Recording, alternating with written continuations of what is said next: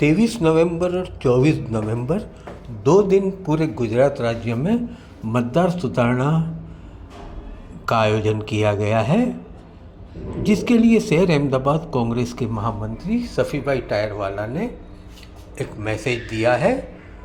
देखिए पूरा वीडियो, सफ़ीभाई टायरवाला क्या बोल रहे हैं और क्या मैसेज दे रहे हैं।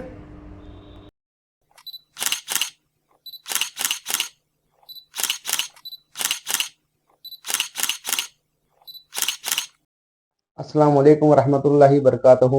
હું છું શફી ટાયરવાલા, મહામંત્રી, અમદાવાદ શહેર કોંગ્રેસ સમિતિ।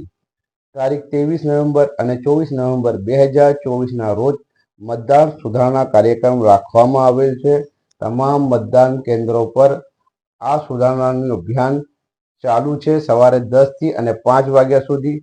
મારે તમામ યુવાન મિત્રોને નમ્ર અપીલ છે કે જો આપનું નામ મતદાર સૂચિમાં ન હોય તો 23 અને 24 નવેમ્બર 2024ના રોજ પોતપોતાના મતદાન કેન્દ્રો પર જઈ પોતાનું અને પોતાના સાથી યુવા મિત્રોનું નામ મતદાર સૂચિમાં અવશ્ય નોંધાવો।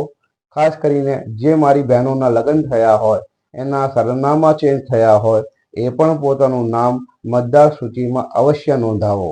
આપણે સૌ જાણીએ છીએ કે આપણા સ્વર્ગીય વડાપ્રધાન શ્રી રાજીવ ગાંધીજીએ યુવા મિત્રો પોતાની સરકાર ચૂંટી કાઢે, પોતાનો નેતા ચૂંટી કાઢે, એ માટે મતદારોની ઉંમર 21થી ઘટાડીને 18 કરી છે।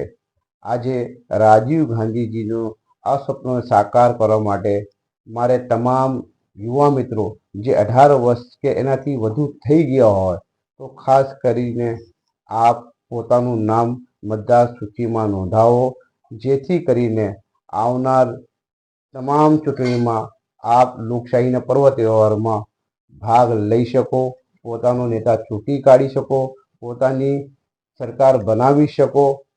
એ માટેના તમામ પ્રયાસો તમામ જાગૃત નાગરિક દ્વારા, તમામ વેલ એજ્યુકેટેડ પર્સન દ્વારા આ મતદાર યાદી સુધારણાનો જે કાર્યક્રમ ચાલુ છે, આપ સૌ આગળ આવીને આ મતદાર સુધારણા કાર્યક્રમને પરિપૂર્ણ કરીએ અને સક્સેસ બનાવીએ।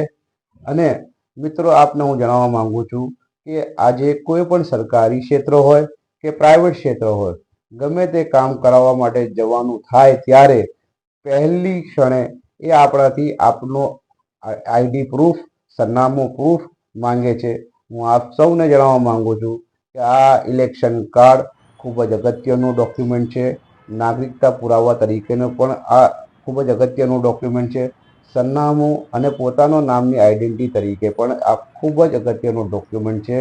મારા યુવા મિત્રો, 23 નવેમ્બર 24 નવેમ્બર 2024ના રોજ જરૂરથી મતદાન કેન્દ્ર પર જાઓ અને પોતાનું નામ નોંધાવો, પોતાનું આઈડેન્ટિટી કાર્ડ મેળવો। મારી વાતને હું અહીંયા પૂર્ણ કરું છું। જય હિન્દ, જય ભારત।